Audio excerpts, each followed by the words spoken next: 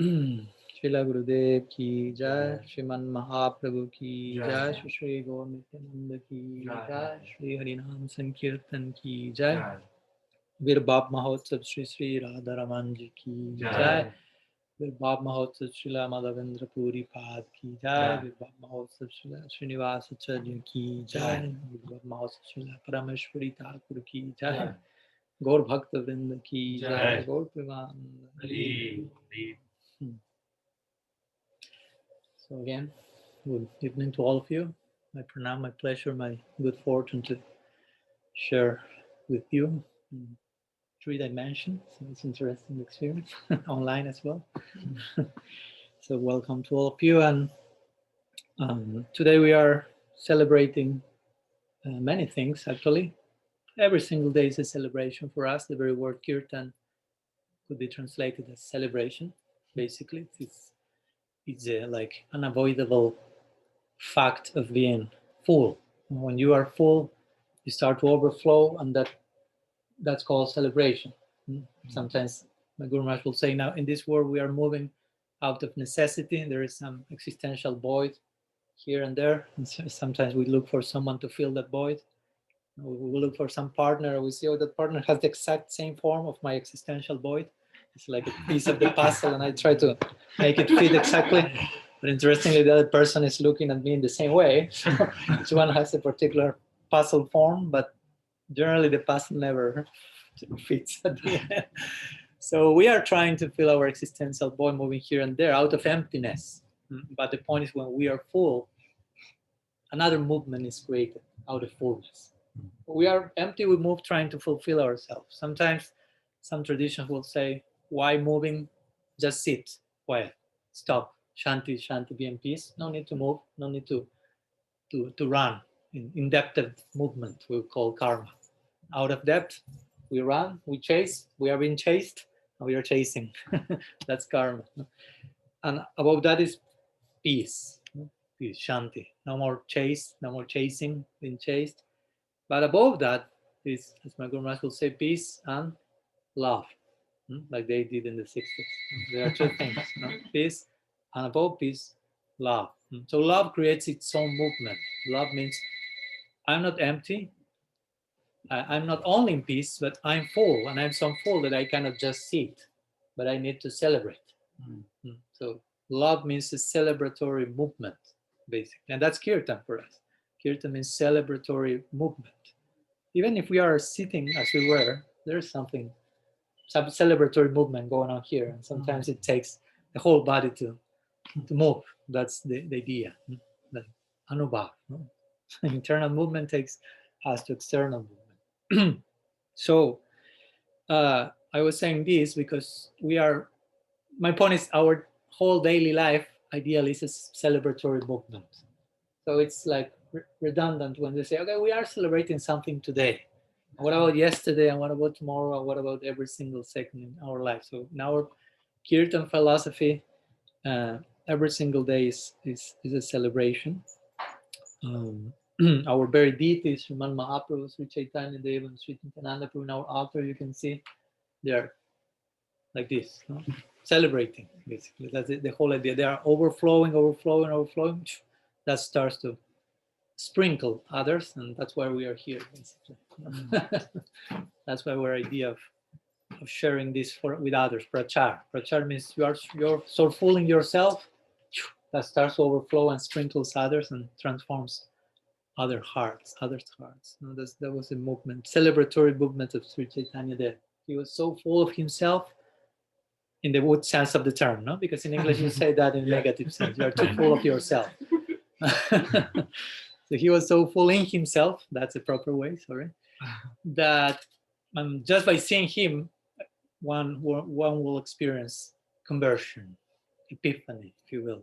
So, but on the top of that daily celebration, we have some specific celebration on the particular day we are making today. So to add further celebration, there is no limit to that. And we are celebrating the appearance day for certain special personalities. And today we chose to speak about one of them because, I mean, it would be too much to speak about all of them. Srinivasa Acharya, Madhavendra Puri, Parameshwari Thakur. But today we have chosen to speak about Sri Sri Radha Raman. So I imagine some of you may have been coming for first time or first times to these topics. So this may be not the most introductory lecture of your life, but I'll try to speak to all. Sometimes it will be too high for some, too low for others. So bear with me. That's the challenge of mixed audiences, which I have to face almost every single day. So no problem. I'm accustomed to that. Do not mind if you cannot understand everything. That's a good symptom. If you finish the lecture and say, I understood everything, there's something wrong there. So at least even if you can get one single point from the whole lecture, say, oh, this was my highlight today, the whole meeting is justified. And if you didn't get any single point, Prashant is waiting for you. So you will get that point for sure. That's our trick. If you didn't get with Kirtan, I don't think so, but in case you didn't get with the Kirtan, in case you didn't get the lecture, Julian will be waiting for you with a big plate of Prashant. And if you cannot get that one, I mean, that's an extreme case. We need some, whatever. So we'll be sharing some words today about Sri Sri Radha Raman. So Sri Sri Radha Raman is, we have brought a picture of Sri Sri Radha Raman during the altar on the right side, our right side. So it seems it's not a person, as Srinivasacharya, Madhavendra Puri, Parameshwari Thakur, who also are making their appearance. But yeah, we say, yeah, it is a person. It is not only a person, but it is the Supreme Person appearing in a very unique form, as we will speak today, which we call sometimes Archa Vigraha, Sri Murti, etc. Sometimes called the Deity. Maybe you have heard these terms. Which is a very interesting principle in the Gaudiya tradition, a form in which Bhagavan, for us, the Absolute, appears in a way we can handle with him. We can handle the Absolute, the Infinite. I remember once I was in Colombia, and we were having some program like 12 years back or something. And at the end, one person approached me and said, very nice, everything very nice. So I say, everything very nice? Because I noticed that his mouth was saying very nice, but the rest of his face was saying there is something that I cannot fully grasp yet. So everything very nice. Well, and he pointed to the altar. That I cannot fully grasp that. And he pointed to, there was a deity of Mahaprabhu. So I say, what's the problem with that? I didn't say with him because it would be too much for him at the point. With that, say, well, you have been speaking in the class about the infinite, the absolute. So the classical point, how can the infinite be limited to a form? Because we, in our experience, for us, form is limiting. For us, form is not facilitating, but limiting. I mean, at least we think like that, but even if we think for a while, for example, I know Julian is an artist, maybe these are some part of his work. So you have your art like on fire there inside of you, and you need to express that. So you need a canvas for that. You need form. And that form is not limiting your internal art, but it's facilitating the expression of it. So form can facilitate, not necessarily it's contracting. You follow my point? Yeah. So even on this, I'm not speaking yet about the deity, but even on this plane, you can understand how sometimes form is not necessarily a limiting factor. But well, this person told me, you are speaking about the infinite, so he has a carved form there. So how can you limit the unlimited? So of course, immediately I remember one very nice point that Srila Siddhar Maharaj, one of our spiritual guides, said. He said, well, if you think by allowing the infinite to have a form, you're limiting that. Actually, the response will be, how can the unlimited not have a form and still be unlimited? Because unlimited means unlimited possibilities. If you say the unlimited cannot have form, the only thing you're doing that is limiting him. That's what that Advaita Vedanta says. He cannot have a form. He cannot have this. He cannot have, and in the name of praising the absolute, but the only thing you're doing is like, he cannot have this. He cannot have that. He cannot have all the things that I have to begin with. have form, I have personality, emotions. No, he cannot have, because I don't want to limit him, he cannot have all those things. So the Absolute will say, thank you. Can I have something? No, you can. You are the Absolute. They're limited, but unlimited means have form, have everything, but still being unlimited. You follow? So the principle of the deity has to do with this idea. And we will speak a little bit about how this deity form appears. Well, in this particular case, it appears in a very unique way. So I would like to share with you a little bit the history, the background history to the appearance of Sri Radha Raman, if you give me your permission. Sri Radha Raman ji ki jai, Shri Gopal Bhatta Goswami ki jai. So it all begins in South India, we could say. South India, Sri Rangam. Sri Rangam is like the capital of one of the main lineages of Vaishnava tradition called the Sri Sampradaya. And Sri Sampradaya is a very, very beautiful lineage. I really like Sri Sampradaya. I mean, it's not that I'm pointing to Vaikuntha, but I really appreciate how they live their faith. So the focus is to worship a form of Bhagavan, a form of the Absolute called Vishnu, Narayan, God, basically. So that's an interesting idea altogether, because you'll say, well, yeah, it's about worshiping God, right? What's the difference between what you are doing here? Now we will get there. What does it mean to worship Krishna? Does it mean to worship God, or does it mean to worship something more? So we were speaking the other day. Is there something like God beyond God? But let's go installments. So in South India, there was a boy called Gopal Bhatta. So he was the son of the head priest of the main temple of this school of thought, Sampradaya called in Sanskrit, called Sri Sampradaya. His father was called Venkata Bhatta. So Venkata Bhatta was the head priest of this main huge temple in South India. And his son was Gopal Bhatta. So at this time, Sri Chaitanya Mahaprabhu, have you heard about Sri Chaitanya Dev? Okay. Even if you tell me yes, we have always something to say about him. So Sri Chaitanya is, in our particular tradition, our main Ishtadev, we could say our main deity, the main form of the Absolute we worship, which is Krishna, Bhagavan, the Absolute, but in the mood of, let's say, a lover of God. So you try to think about what must it be when God wants to taste love for himself. That's the interesting situation, ontological position of Mahaprabhu, Sri Chaitanya. He's God, but he's wondering, what must my devotee be feeling for me?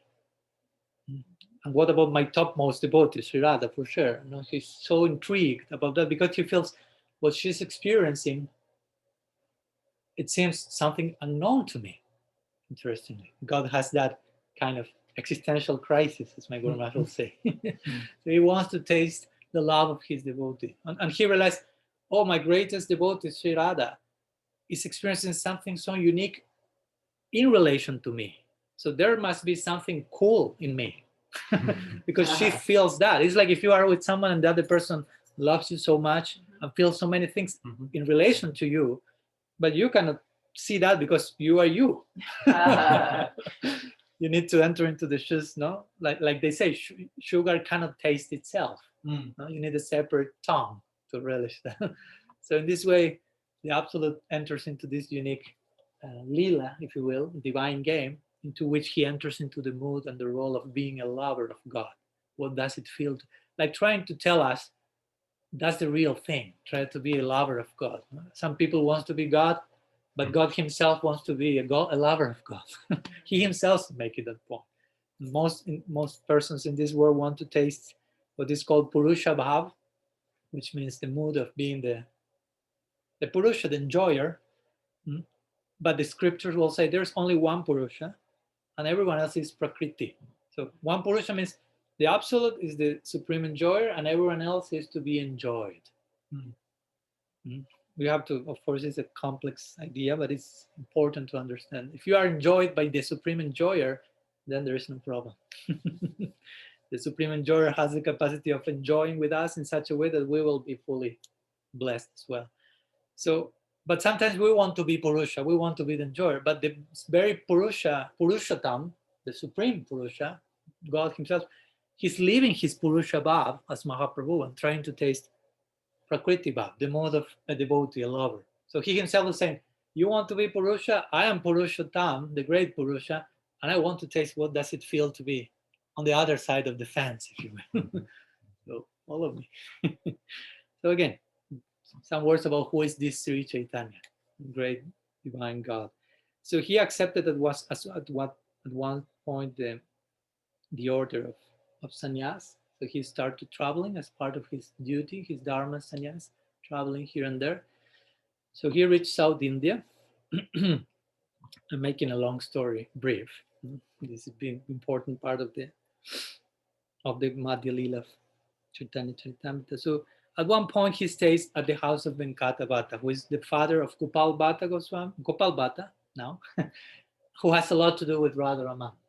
We are getting gradually to Radha Ramana. And very nice connection also between Radha Ramana and Nrsimhadev that we spoke yesterday. We will reach there eventually. So for the 4th month of the rainy season, Sri Chaitanya Dev stayed at Venkata Bhatta's house. In India, there's 4 months Chaturmasya, when sannyasi usually stay in one single place. So there was a very interesting interaction there between Sri Chaitanya and Venkata Bhatta. Gopal Bhatta was a kid here at this point. And once Sri Chaitanya asked Venkata Bhatta, very nice question.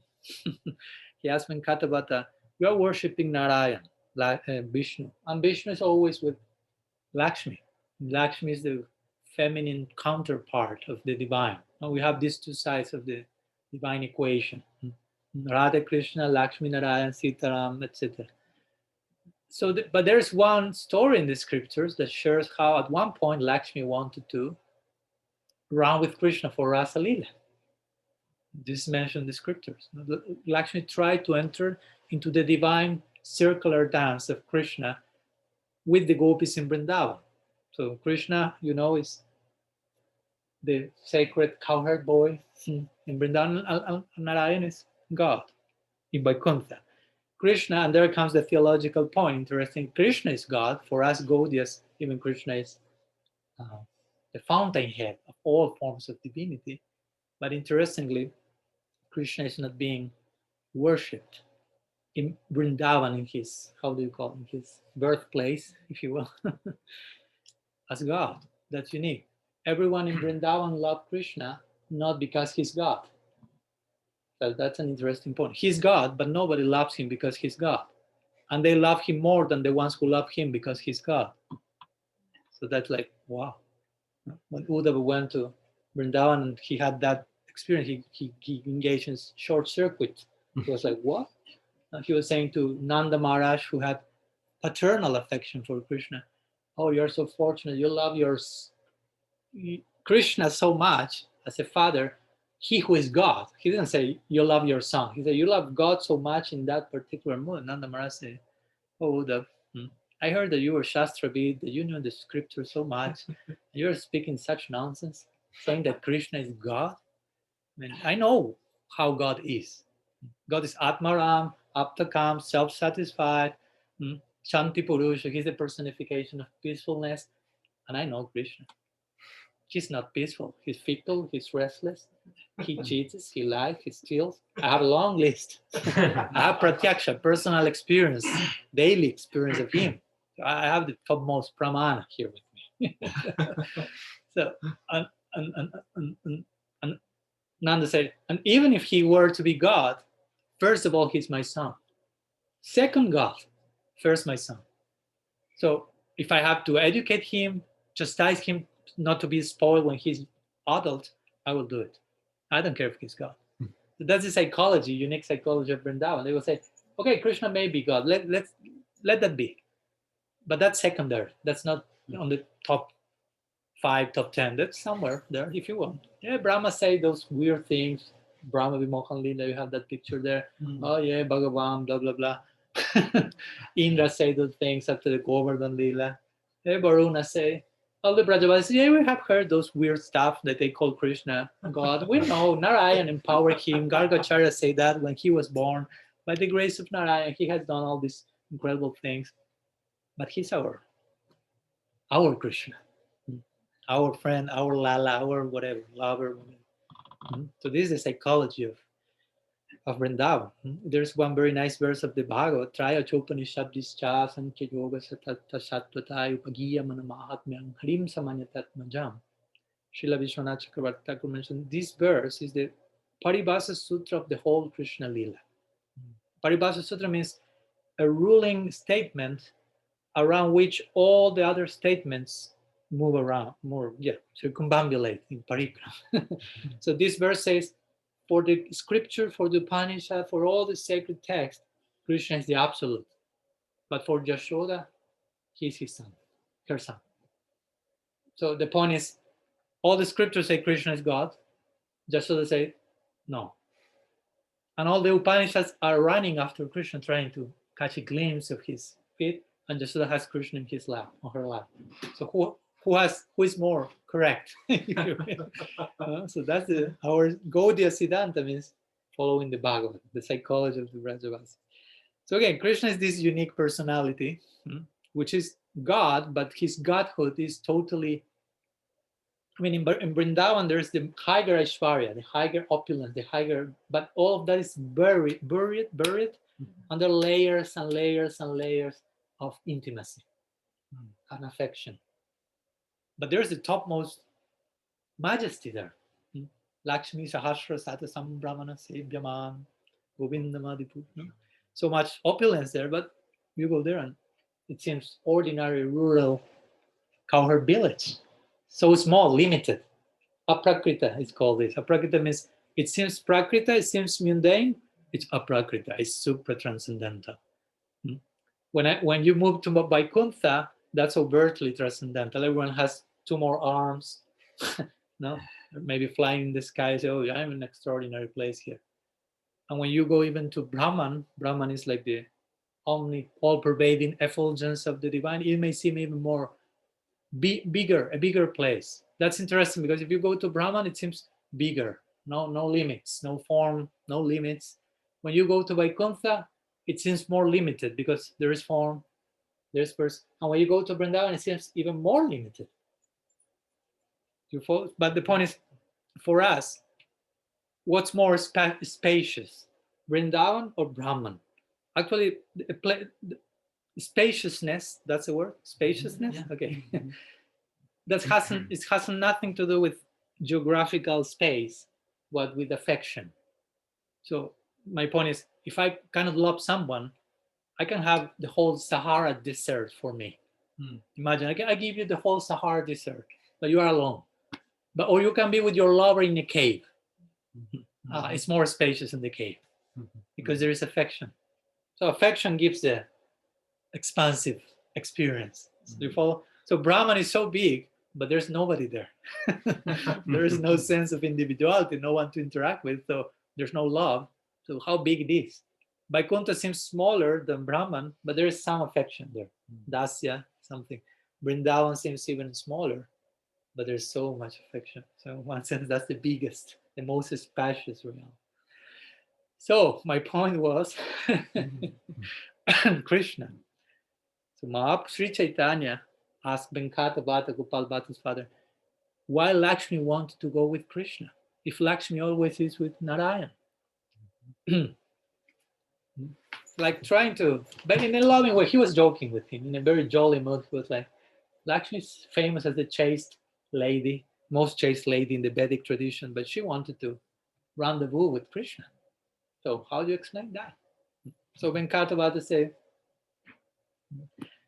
the Krishna and Narayan are one and the same. In Tattva, they are the same. So in metaphysical truth, Krishna and Narayan, the same absolute in different forms. The absolute can take different forms.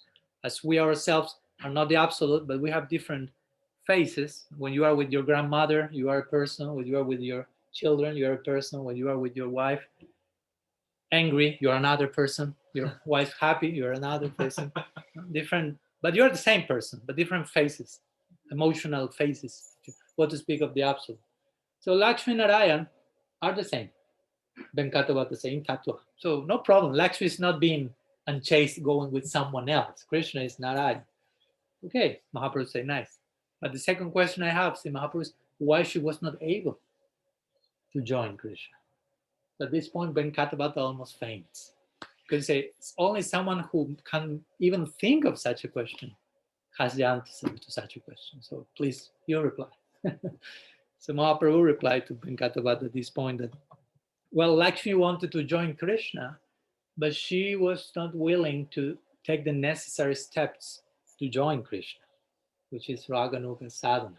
It is said that one day Lakshmi was practicing very severe penance on Bilvavan, one of the 12 forests in Vrindavan, and Krishna was walking nearby and saw Lakshmi, the goddess of fortune, generally adorned with the jewels and opulence, just wearing some thorn white sari and eating roots from the forest.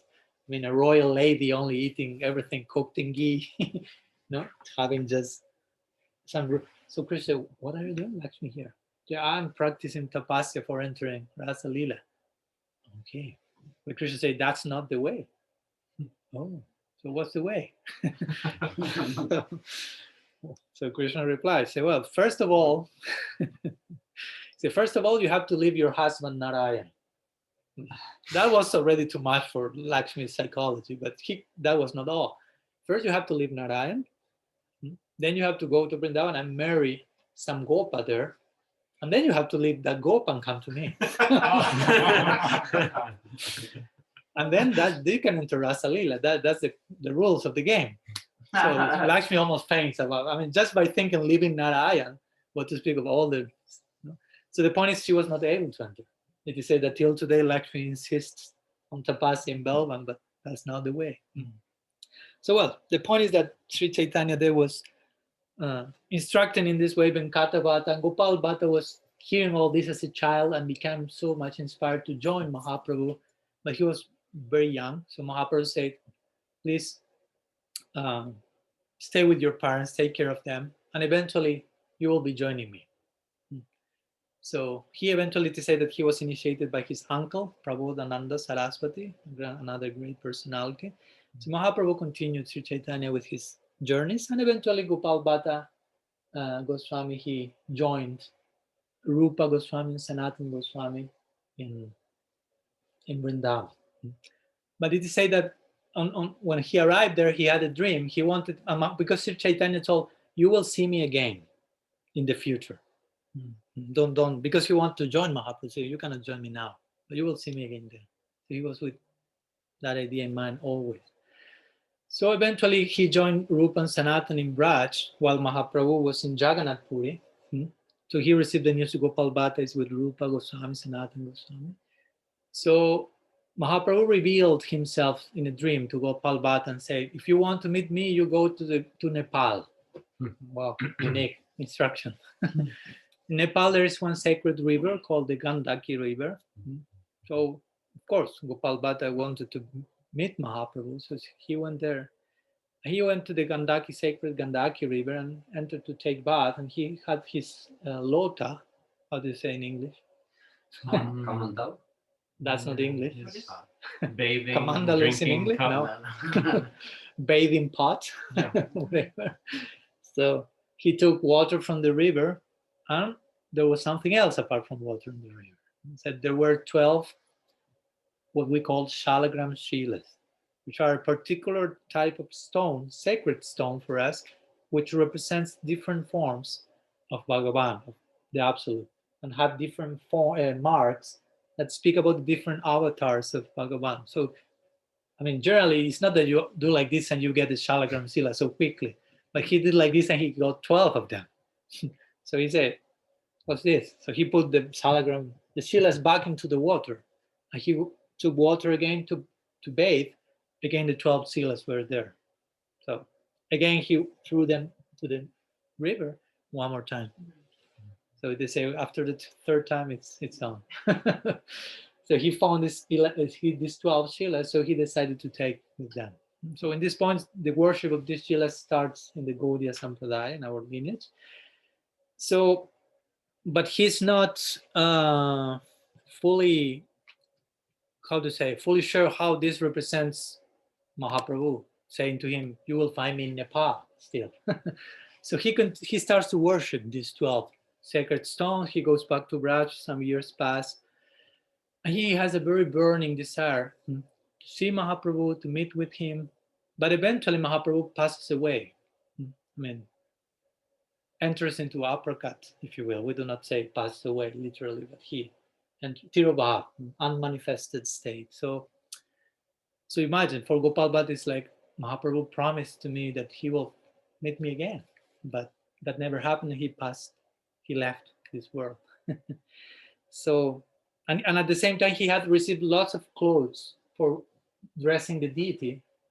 But of course, the shilas are stones, like generally are like round. So you can dress them with arms and legs and turbans and whatever. So he had all these clothes and he had a desire of worshiping Bhagavan in that particular, using those dresses and so on. So the point, to make it long story short, he was, the day before today, the day of Narasimha Chaturdasi, we were celebrating yesterday, Gopal Bhatta Goswami, he was absorbed in the narrative of Prahlad and Narasimhadev. Maybe you have heard about that. This is a very unique half man, half lion manifestation of Bhagavan, and which appears out of a pillar, technically speaking, strictly speaking, appears out of Prahlad's bhakti. That's the womb out of which Nrsimhadev appears, strictly speaking, to protect Prahlad Maharaj, his devotee. So the point is, Gopal Bhatta was thinking, oh my God, Bhagavan appeared from a stone to Prahlad. Why he cannot appear from one of these stones to me? I mean, he was not considering the Shila as just stone, but he had some deep particular desire, burning desire. So he was absorbed in appreciating Prahlad's bhakti, devotion, and he fell asleep that night of Nrsimha Chaturdasi, lamenting, alas, alas, because of that, but absorbed, engrossed in Prahlad's bhakti, but with his particular wish of worshipping Hari Krishna, Mahaprabhu. So the next day, today, one day like today, some whatever, 400 something years back, more almost 500 years ago. So he awoke and he was carrying these 12 shilas on one basket. So he saw that the cover of the basket was like moved. So he was fearful maybe some snake was there. So he was like one stick moving gradually. And he saw that one of the 12 shilas had manifested in the form of Sri Radha Ramana. Ki Jaya. So it is said that today we are celebrating that unique moment where this Shila became self-manifest. So Sri Radha Raman is a very important deity for us, very famous deity. We may say even one of the most famous deities in the whole Vrindavan, along with Banki Bihari and some others. And especially very famous because it's a self-manifest deity. That's not usually happening. Generally, a deity is being carved, which for us, there's no difference, strictly speaking, in how much the absolute is present there if it's followed with the proper procedure. But if it's self-manifest, I mean, there's no doubt that Bhagavan is there. And of course, we will say that Sri Radharama was not carved, strictly speaking, but was carved out of Gopal Bhatta's love, in one sense. No? As we were saying yesterday, Krishna, God, the Absolute, will take different forms carved out of the love of each devotee. Yantyadya naurugaya vibhava jantam taptadvapu pranayesu tadanugrahaya. He says, according to how a devotee meditates on Bhagavan, he will reciprocate manifesting a particular form out of his mercy. But of course, also sutekshitapata. Not if I imagine any form whatsoever, Bhagavan is like Jimi Hendrix and he will have to appear like that. No, that won't happen. But Shrutekshitapata, which means according to the parameters of what Shruti, of what Revelation says, which are the the opportunities in the menu, if you will, in the ontological menu. These are the different forms of the absolute. So according to your particular affinity, he will reciprocate. Yeah, tamam prapadanti tam statai vibhajami. So Gopal Bhatta had a particular wish, and that bhakti make Krishna take that form. So the form of Krishna, to say it poetically, the form of Krishna is carved out of the love of a devotee. It's a byproduct of the love of the devotee. Again, like I said before, if you are in front of your grandmother, you will take the form of grandchildren. I mean, the form is the same, if you will, but you take the mood, you enter into that character, or yeah, and with your wife, and with different moods. And we are speaking about experiences here, but what if we speak about interactions based on pure love, spiritual love, and spiritual bodies? They can really change forms and transform in a unique way. So we can say the form of Krishna is his reply to the love of the devotee. So Gopal Bhatta had this burning desire, and Radha Ramana appeared in this very unique form, which is again uh, self-manifest out of a shalagram shila. And it is said that you cannot carve, even if someone may say, no, someone may have carved that shalagram shila, now they want to make some business out of the self-manifest deity whatsoever. But it is said that if the shalagram shila, its constitution is such, if you try to carve a shalagram shila, it breaks immediately. So you cannot. You can try, you cannot. It will break up immediately. So when you see the form of Radha Raman, it's made of shalagram, the same material. It's not carved, it cannot be carved. But even you can see its teeth. You cannot see here, but maybe with some binocular or something, you will see in the picture. So much detail in his Tribanga Lalita form, curved in 3 parts. It is said that this form of Radha Raman, okay, we'll have some close darshan, it seems. Yeah. In this form of Sri Radha Raman, in this form of Sri Radha Raman, all the main deities of Vrindavan are present. And there's one famous verse that says that the face of Radha Raman comes from Govindaji, his chest comes from Gopinath, and his feet come from Madan Mohan. So the 3 main deities of Vrindavan for us, Madan Mohan, Govinda, and Gopinath, are all present in Radha Raman. So one say that even if you go to a sacred place like Vrindavan, you are not able to visit all the temples, you won't be able, there are 5,000. But if you visit Radha Raman, you visit the whole Vrindavan. All of the deities are there. All of Vrindavan is present there in that particular form. Absolutely. Which interestingly also is a deity, one of the very few deities in Vrindavan that never left Vrindavan. Because in the past, because of Mughal attacks in Vrindavan, some of the deities have to be carried to Jaipur, Karoli, and so on. But Radha Ramanji has somehow or other stayed there. Only Radha Raman and Brinda Devi, these are the 2 deities that never moved out of Vrindavan. So we have many aspects to especially emphasize the position of this special deity, and that's why it is celebrated today, the appearance of Sri Radha Raman. And of course, in the context of Gopal Bhatta. So this is the deity of Radha Raman. It may seem only Krishna, but at the same time to say it's a combined form of Radha and Krishna. Radha Raman.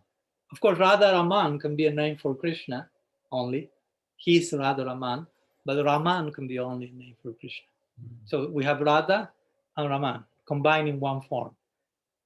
The Goswamis who worship Radha Raman, of course, had some crown also on the side of the deity representing Sri Radha, and they say that they have carved the whole like extra altar just in case she wishes to self-manifest someday.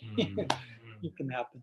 But they didn't feel carving a deity since Radha Raman was self-manifest. So they say, okay, if Radha wants to come, she has to self-manifest. But if not, the 2 of them are considered in that combined form. And similarly, Sri Chaitanya is present in that combined form, because Mahaprabhu, Sri Chaitanya, Radha Krishna Nahayanya, Rupa Nog Janera Jivan. So for us, Sri Chaitanya is Radha and Krishna combined in a particular way, for sure. So in this way, Gopal Bhatta Goswami had his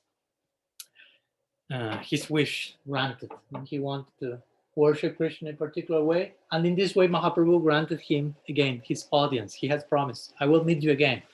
This is the form he was to be met again.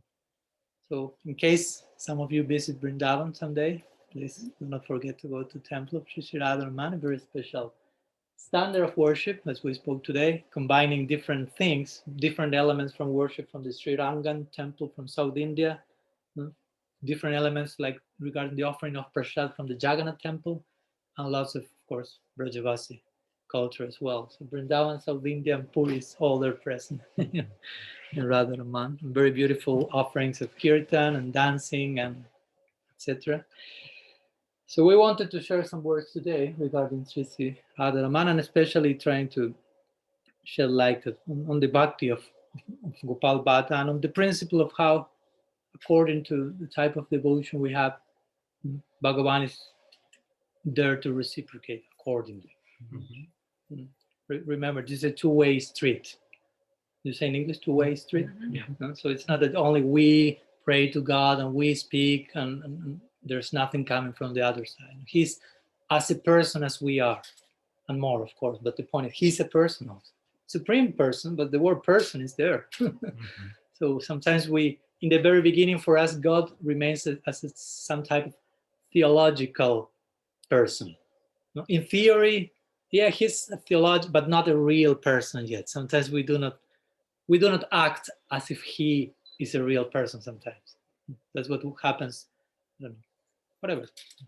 We officially may be theistic people, believers, Vaishnavas, Christians, whatever, but sometimes we do not act out our belief. The other day I was seeing one interview with Jordan Peterson, and it was interesting. He's a famous psychologist, and he's Christian, but he uses to say, I behave as if I will believe in God. He never says, I believe in God. He generally says, I try to act as if I will believe. So someone asked, why you say that?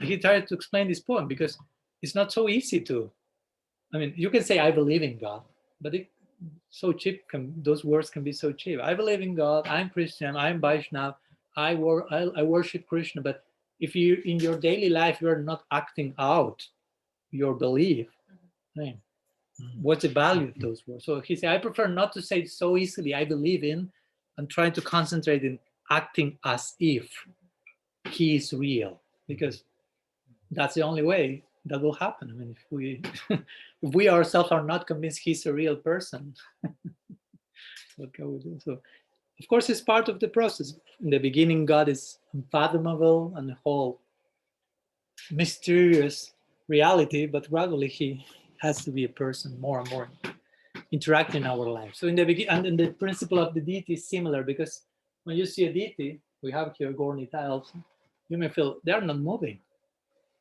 There's some statue, they're still. Sometimes the story is given like a father who was about to die, and he wanted to give the inheritance to he had 4 sons. So he wanted to know which is the one who really will appreciate what I have to give. So he imitated like if he was dying. He was not dying yet, but he made like so all the sons were there, and 3 of them were just speaking amongst themselves what we will do with the inheritance. And we're like, hopefully that passes away soon, blah blah blah blah. He was hearing all that, but one son was like trying to cure him and seeing what's serving him. So the point is that he was aware of everything, and suddenly he came, and all the 3 ones were like, oh my god, we lost our inheritance. And the other one was just focusing serving him. So similarly, the deity seems there's nobody there, sleeping, dead-like, but he's hearing everything, looking at everything. And how are we behaving? That's my point. No, are we behaving as if he is there, or just like? So of course we have to begin somewhere, and the scripture will say a neophyte practitioner will at least perceive God in the altar. Unidirectional. Okay, he's there. The altar opens, Jai Krishna. The altar closed, I behave in a different way. I enter the temple, I follow all the protocol, hands here, head down, blah, blah, blah. I go out the temple, take my cell phone, and I'm somewhere else. Whatever. I'm not aware yet of the universality of my deity. I see my deity only there. I look there. Oh no, Gornita is there only. No. I'm not able yet to carry my vision wherever I go, and that's why we still behave. We still do nonsense so many moments in our life because we lose sight of, oh, Krishna's still there. My guru is there. We should one devotee told me, you should act as if your guru is always next to you, because he is actually. It's not as if, but at least start with as if. Of course, if you realize that, we should be protected of so much nonsense we still may do. So gradually we are awakening to the fact that, and again, this is not with fear. It's not that God is seeing you, so do not do nonsense because you will be just. It's not in that sense, because it's in the sense, I want to love this person. I want to be really honest and deep and authentic. So I don't want to cheat myself. And I know that person is looking me everywhere, in every moment. With love, with eyes of love. That's my point. God is not looking at us like, yeah, he has Sudarshan, but as we say the other day, Sudarshan means proper vision. Sudarshan. It's not I will cut your head. It takes the form of that in some narratives, but it means I replace your distorted vision and provide you with a blessed eye. So, yeah, gradually we are to realize Bhagavan, God is there also. And as much as we relate to the deity in this case, as if God is there, the deity will reciprocate. You have the standard of how, I don't know, Sanatana Goswami was worshipping Madan Mohan. You won't find that in any Archana Padati. Now he was saying he was preparing this bread he used to make, unsalted bread to Madan Mohan. So one day he offered the bread to Madan Mohan being a Babaji without any resources and just some little bread without salt. And Madan Mohan told him, the deity spoke to him, do you have any salt, maybe? Because it's unsalted for the last maybe 3 years. So it's a little bit salt, it's impossible. So that's already astonishing. Mohan speaking and asking for salt, but this is not the end. And Sanatana Goswami will say, no. Salt, I know you. First salt, then ghee, then gulab jamun, then the kachori. You are the supreme enjoyer. You want everything. And I told you from day one, I'm Babaji, I only have this. So if you want this, if we want, we continue like this. If not, you know where you can go. No? That was Sanatana Goswami's reply. There was no idam naivedyam, Klin Krishna. No. It was like, that's in any handbook of work. Yeah. And my mom said, no, it's okay. We continue with the unsalted bread, please. I want your bhakti. That was the point. I don't care salt or not salt. I want your bhakti. Krishna's diet is on bhakti. That's the diet. That's the menu. It may take the form of this and that, but sometimes one devotee told me, when I told him, I do not take milk products unless they come from a Ahimsa background. I told him, but Krishna loves milk so much. I say, Krishna's diet is on bhakti. It's not on milk products. It may take the form of that, but if there's no bhakti, he doesn't care. Patram pushpam phalantuyam dume bhakti prayachaditadaham bhakti. In that verse he says, yeah, water, leaf, fruit, flower, whatever you want, but bhakti. 2 times he said bhakti. So there's no bhakti. Duryodhana prepared a whole feast, and Krishna had no ears, no tongue, nothing. He went for the banana peels of Vidura's wife. You remember the story. So my point is, when you behave as if the deity is there, and you really, it's not just, okay, I will force myself to do that, but you really are there, Krishna is there. Krishna starts to speak, Krishna starts to move. He's not doing that now because he knows we are not ready for that yet. As my Guru Maharaj will say, because if the deity starts to speak, your life is over. I mean, you have no time for anything else. Krishna said, I want this, come this, bring me this. You have to just live for that. No? And he knows we are not yet ready for that. So he remains in Mauna Lila, not speaking. It seems it's not moving, seems not speaking. He's there. As much as we allow ourselves to live for the deity will reciprocate, will speak, and someday we'll ask you for some little more salt or something. So in this way, everything is about bhakti ultimately. Well, some ideas I don't want to overly extend, but I don't know if we have some few minutes for if you have any questions, something you may like to share. Namrasa. Mark, thank you for the class. I have a question. It seems that the Brajbasis have a very familiar uh, kind of relationship with Krishna.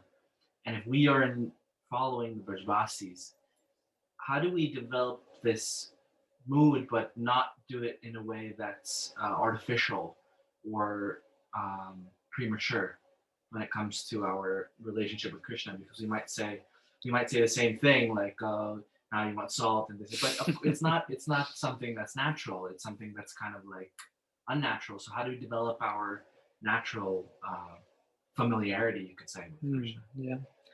Yeah, that's a very important point because it's very easy to engage in imitation, and we are for following the footsteps. Raga anuga means following the. So you have this concept of anukarana and anusharana. So anukaran means to imitate. Someone does something and they just repeat externally what the other is doing without understanding why. And anusaran is almost the same word. Just sara means essence. So anusara means I follow the essence of what the other is doing. So I follow the essence means now Ras is doing something, and before I do the same thing, I ask myself why he's doing that, from which place, which is his inner situation. I am ready to do that.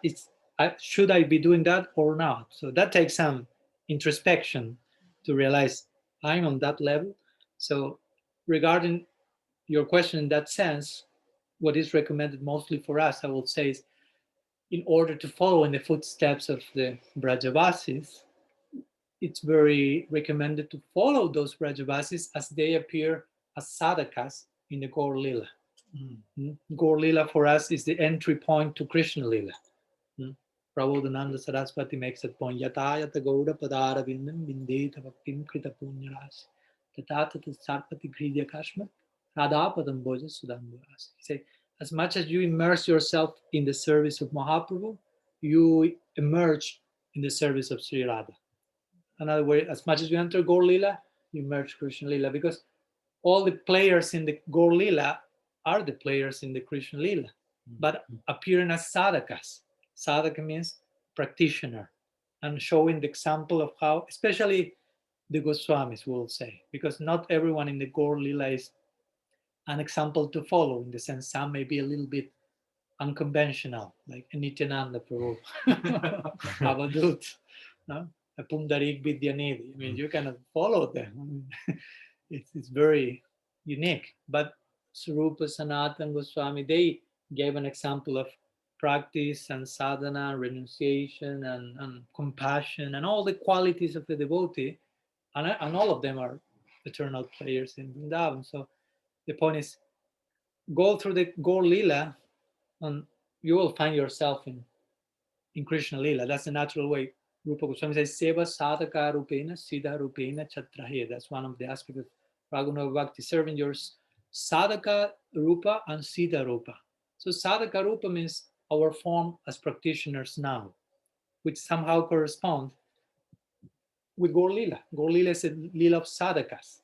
Now in Gaur Lila, everyone is perfect, but they behave as practitioners. It's a very exciting Lila because as practitioners, in the scripture says, if you chant Hare Krishna once, this will happen. Of course, if you do it perfectly, because you can do that, say, that didn't happen to me. But that happens there in Gaur Lila. All the most incredible things that happen in the life of a devotee happen every single moment of Gaur Lila. They say, Hare Krishna, they pass out in ecstasy. You never hear that Rupa Goswami chanted many rounds, because generally he chanted half a syllable of Mahamantra and that's out. So don't ask Rupa Goswami how many rounds did he chanted today. 16 rounds today. So the point is, for it to not be an imitation, because again, Braja Lila may seem overtly like they are enjoying, they are playing, they are not chanting japa, they are not practicing sadhana. So should I dress like a gopa, like a gopi? We know that's not our line. So no, the example to follow as sadhak, as a practitioners, is those of the members of Gaur Lila, the Goswamis, in their books, in their teachings, in their example. And by proper association, proper guidance, gradually internally, a certain affinity will be there for Krishna Lila. And we will culture that, of course, under the guidance of Sri Guru and the Vaishnavas. But as much as we um, engage ourselves in sadhana in the context of Gaur Lila, so I will really emphasize Gaur Lila, because we are in the Gaur Lila now. That's an important point. It's not that, oh, Gaur Lila is over some centuries back. I was close to that. No, Gaur Lila is still going on. No? It's an ongoing reality. Through Parampara, we have the chance of engaging in Sankirtan, Yuga Dharma, Guru Seva, etc. That's Gaur Lila. That's being a sadhaka. So by doing that properly, a corresponding identity in Krishna Lila happens. My Guru Maharaj will say that you want to see that Deha, first try to take advantage of the sadhaka Deha.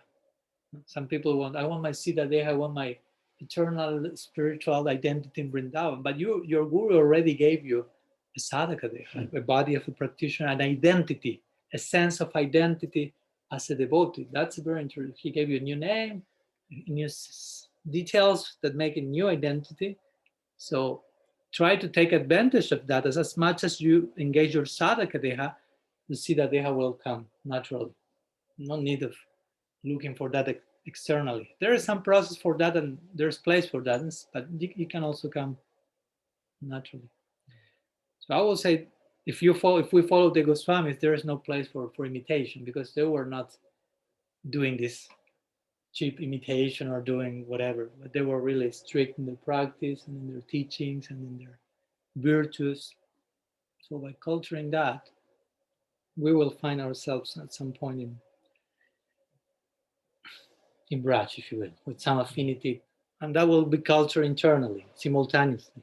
In our school, and this may sound astonishing, but we project ourselves to having two spiritual identities simultaneously, in Krishna Lila and in Gaur Lila. Interestingly. So that begins here. And Gaur Lila is that beginning point. I don't know if that helps. Thank you, yes. Okay. Something else? Any other question, comment? One thing I'm thinking about is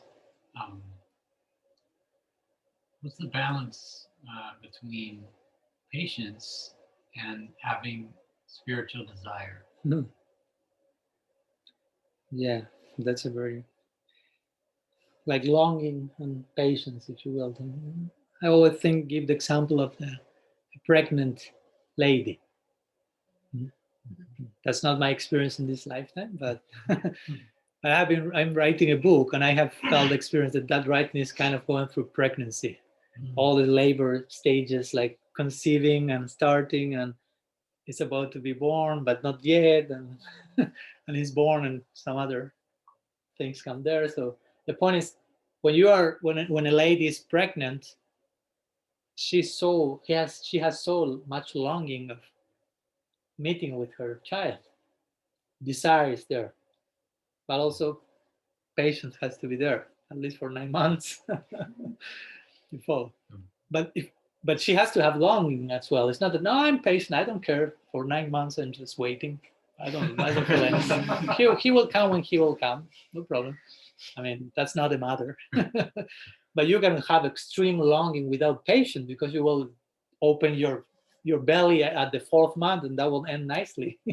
So you have to balance longing and patience, longing and patience, longing.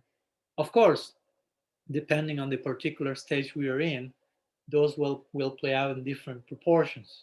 In very advanced stages, we will see devotees losing patience because of genuine spiritual longing. You cannot imitate that again. But in very advanced stages, devotees will pray. I mean, there are so many books full of prayers, Bilap Kusumanjali or Radha Rasa Sudani, very high books, where its authors are, every verse is a cry, in longing for the deity to appear. I'm about to die without you. I cannot live long. But they really feel that. I mean, imagine when you really love someone. We can have a glimpse of that in this world. Let's speak about madness for a moment. why people go mad in this world. Generally because they are attached to something and they lose that. They cannot get that thing they are attached to. They lose, they became mad. So something similar happens with spiritual madness. You want something and you cannot get it fully. And you kind of go mad. But it's a desirable madness. No? So free will means you choose which type of madness you will finish in, basically. Divine one or the other one. Divine madness in love. That's my point. When you are full in love, you are like a mad person, basically. You're like, oh, what's going on? Hey, come here, come back to your. No. So, but in the beginning, of course, patience is really required. It goes hand by hand with tolerance as well. But at the same time, it's interesting because again, it should be done in such a way that the longing is nourished at the same time. You know? Like it's not that okay, I will wait for Krishna whenever he wants to give me his grace. I will wait for this. I'm really patient. Maybe your heart is becoming like stone, basically, not that you're really patient. So we have to be patient. Again, it's very personal according to each one's stage. But for example, the Bhagavatam will say Tattenu kampan shramikshama bunjana vatma kritam vipakam.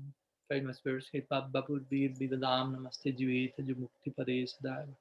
If you really want the mercy of God, you should really learn to tolerate all the results of your previous misdeeds, let's say, and receive them with a big smile, thinking, actually, if I would have to receive the real result of my previous activities, I will have to result something very much bigger than this.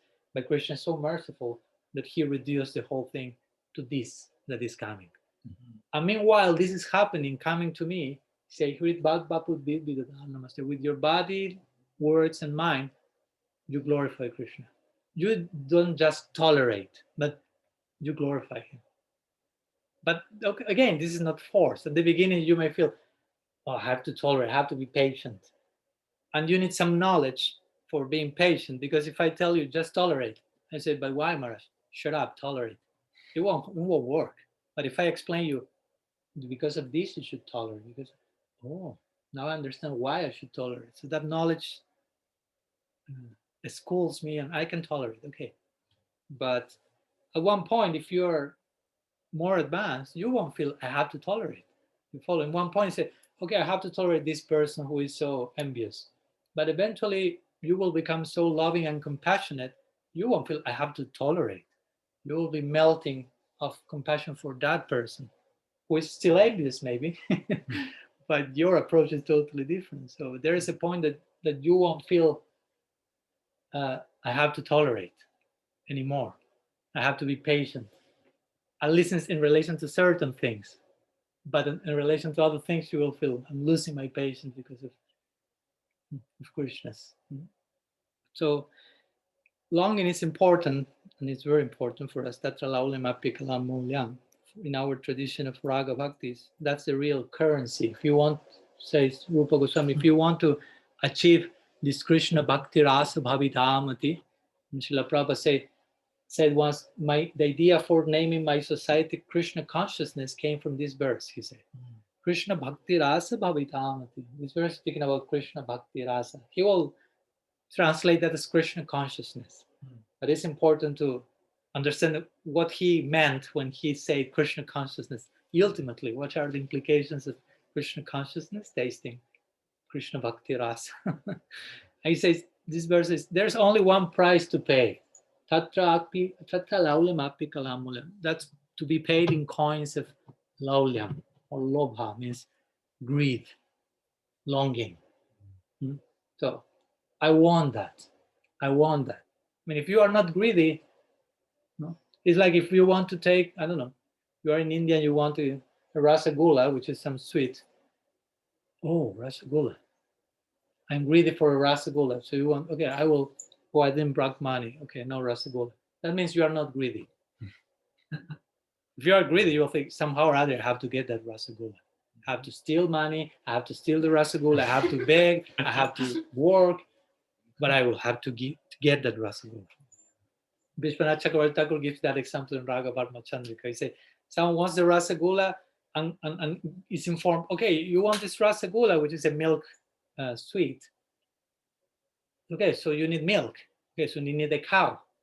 So you need a cow, you need to feed the cow, you need to take care of the cow, you need to milk the cow, you get the milk, you have to process the milk, blah, blah, blah, blah, blah. Rasagula. So the point is, the person is so greedy that is willing to follow all the rules and regulations, that's the baby, in order to reach the object of his greed.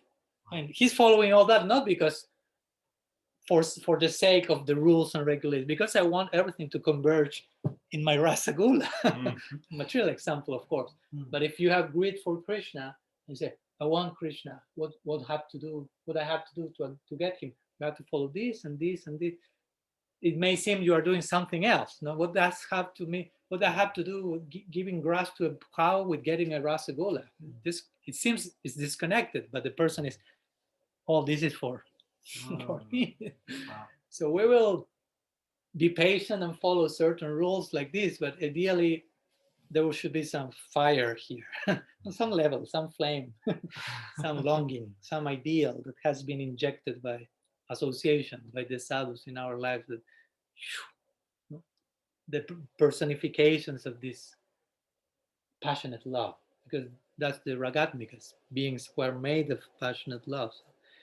So yeah, we should be patient and we should be impatient at the same time. I mean, sometimes we say the process is gradual, and it is, because sometimes it's important also to, and with this I'm finishing the answer, sometimes devotees may get impatient and may like how to say, like over idealized what should be happening now.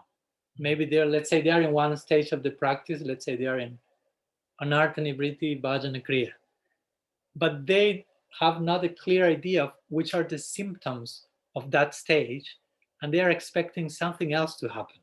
They are expecting certain experiences that will only come when you reach ruchi, asakti, bhava. So it will never happen at that stage. Do you follow?